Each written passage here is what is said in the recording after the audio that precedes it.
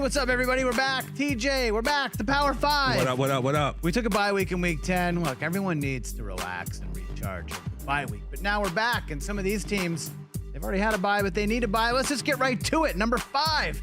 I got to do it. Mike Hoskins, the producer, I'm sorry. The Bills are number 5. They're down from 1. They're all the way down to 5.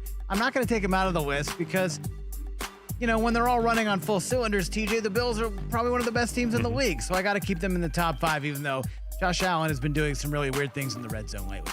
Number 4, they're not undefeated anymore. So now we can start talking about who have they played and who have they beaten. I got the Eagles down at number 4. You know, that was a really bad loss last night to Washington. A bunch of turnovers. They just weren't clicking. A.J. Brown, what was he doing? I don't know. I didn't like what I saw at Philly last night, so I got them all the way down to number 4. Number 3, I might be coming around, TJ. I don't think he's elite yet, but Tua is playing at a really high level. 3 straight games with 3 touchdowns. The running game, like Jeff Wilson, is now suddenly Walter Payton. Like, they're really awesome. And Tyreek and Jalen Waddle didn't even top, they combined for 100 yards? Like, they were awesome. The Dolphins are really clicking, and I like the Dolphins. They're number 3. The Vikings, I got to do it. You beat the Bills. They're 8-1. Look, they've gotten really lucky. They've played some teams with some backup quarterbacks. They've gotten a lot of breaks. You know, Josh Allen just has to fall forward on the goal line, and they lost, but he didn't. And then they recovered, and it was a touchdown. They won in overtime. The Vikings are 8-1, and I think we need to start respecting them. And number 1, they got the MVP, is the Kansas City Chiefs. They're really awesome. Like, Patrick Mahomes is just like, I think Kirk Morrison, our guest host on Monday, kind of said it best. We're kind of taking his greatness for granted, and I don't want to do that. The Chiefs are awesome.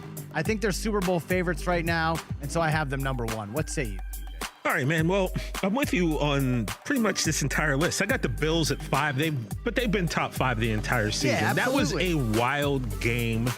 The game of the year so far. And, you know, if the Bills had just simply knocked it down, they'd probably be number 1 on this list. But they didn't. Jefferson made the catch because when your last name is Jefferson, greatness is expected out of you. That's what we do. So I got the Bills at number 5. At number 4, this was tough, Chris. I went back and forth. I got the Fins in at number 4. Quite honestly, they could be as high as 2, to be quite frank with you.